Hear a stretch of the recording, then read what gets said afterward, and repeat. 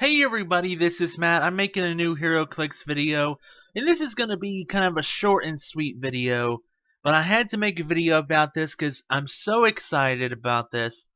So if you don't know anything about me, let me just tell you one thing. My favorite superhero is Green Lantern, and I was a big Green Lantern fan ever since Coast City blew up and Hal Jordan became Parallax, and then Kyle Rayner came around, and he was like the new generation of Green Lantern and all that kind of stuff. And I've just been a big fan. And then when Jeff Johns picked up Green Lantern and brought back Hal Jordan with Green Lantern Rebirth, and then afterwards created all the different color Lantern Corps, that's when I really became a diehard fan. Because as an artist, I loved colors already, and when to see my favorite superhero, Green Lantern, um, be added in all these new colors: red, orange, yellow, green, blue, indigo, violet, black, and white. It just made my heart explode and just into happiness, and I absolutely love it so much. It's my favorite thing in comic books. So when War of Light came out, it was let me just say, I was pretty dang happy. War of Light, in my opinion, is the best set ever created, and that will never be defeated. I mean, it'll never be topped. War of Light is the best set ever for me. For me. Because it had so many lanterns in it from all the different colors and everything, and the resources, the constructs, oh, just it's so beautiful of a set, and just I love it so much. I could play it forever, honestly. And after years of them like barely putting out any lanterns, or when they would put out a lantern, it'd be a super rare prime or something. I finally got my Green Lantern set. So I've collected most of the set, most of War of Light. I played in multiple events, like at my local comic book store Pastimes, and I also went down to Greenville and played at Boardwalk. And I think I even went to a third location and played. I think I went down to just multiple places and played it, and just tried to get as many pieces as I could. But I will say, after 6 months of events, I was never able to get a chase figure.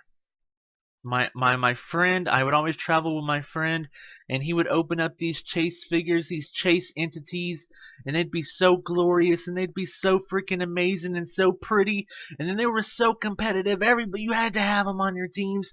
They're so good. Teams would be like an entity on every single piece, and it was just like, why can't I have any of those? Like, why can't I pull them? Like, I wasn't getting depressed, but I would say I was a little disappointed, but I couldn't be disappointed that much because the whole set was freaking amazing. There was always something to go after, whether it was the constructs that came in the gravity feed, or another color or lantern of some kind or something. So just about a week ago, uh, I was talking to one of our newer players in town, and we were talking about some of the figures that I had extras of, and he was interested of, and I was like, well, what do you have available? And he mentioned this, and I said, yes, I will do that. And I had to add some extra stuff to it to make it a fair trade and stuff, and we ended up both being really happy with it.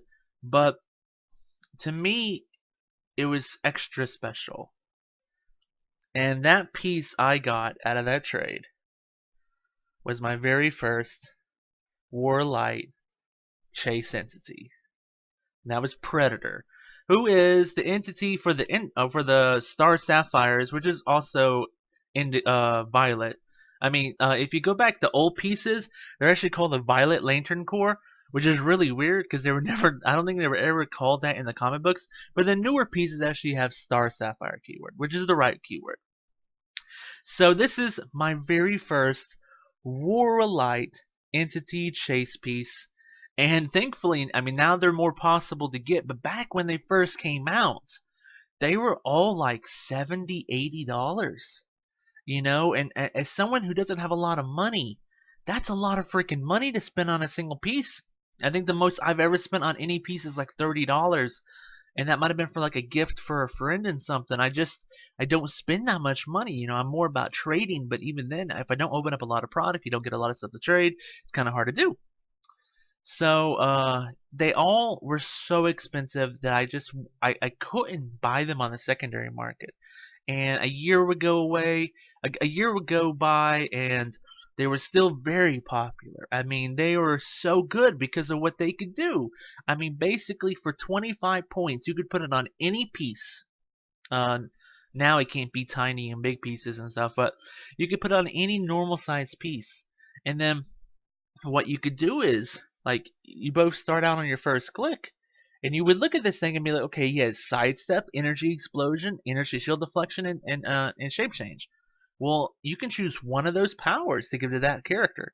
So, like, let's say you have a Spider-Man who has super senses on a 4, 5, or 6 that ignores precision strike, like that super rare out of the new Superior Foes of Spider-Man.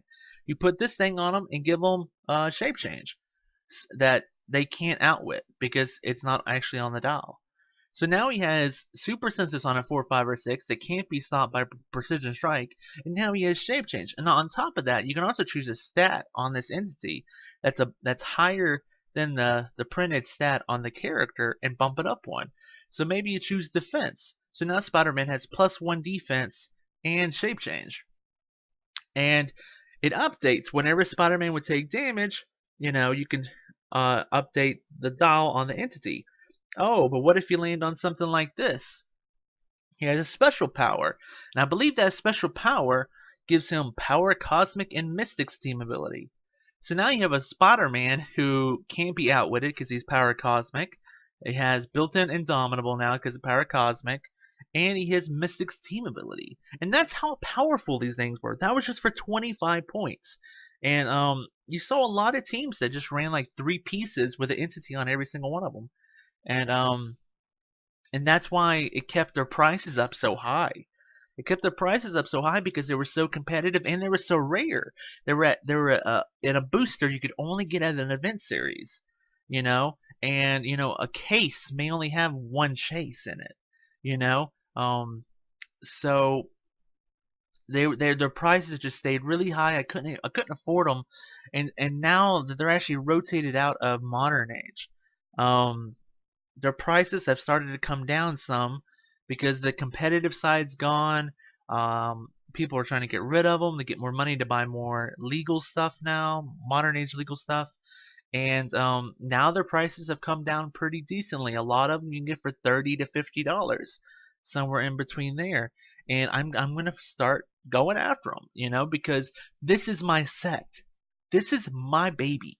This is the set I've been wanting forever. Okay, and I don't care if they're 10 years old or 20 years old or the game's not even being played anymore. I'm gonna complete War of Light. And this is just the first step towards that. I already have all the commons, uncommons, rares, and I'm missing one super rare, and that is the Gallia Zed Prime. And sadly, that's the last construct I'm missing too. But as I said, these prices are coming down. I'm going to be able to get these. But I was just so happy to be able to get this because for 6 months I went to events and opened up booster after booster after booster and didn't pull a single chase, and watched all my friends playing chases at tournaments, playing chases locally, pulling chases across the table from me, and I finally got one. And I love them all equally. It's not like this one I would say, like, well, this one's not as good as that one. No, I love them all equally. This one's just as awesome as all the other ones, you know?